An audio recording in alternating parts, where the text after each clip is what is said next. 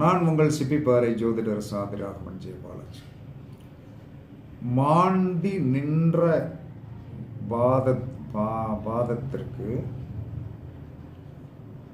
அந்த பாவத்திற்கு ஏழாவது பாவத்தில் மாந்தி அசுவதி 1ஆம் பாவத்தில் நின்றுட்டார். அப்போ உங்களுக்கு ஆபத்தை கொடுக்கக்கூடிய பாவம் எதுங்கிறத நம்ம தெளிவாக தெரிஞ்சு வச்சுக்கணும். அப்போ துலாத்தில் 1ஆவது பாதம் எதுன்னா சித்திரை 3ஆம் பாதம்.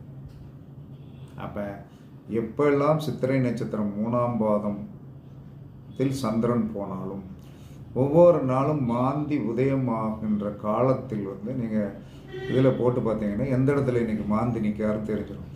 அதில் உங்களுடைய இந்த மாந்தி நின்ற பாவத்திற்கு 7ஆம் பாவத்தில் இருக்கிற பாதத்தில் நிற்கும்போது மிக கவனமாக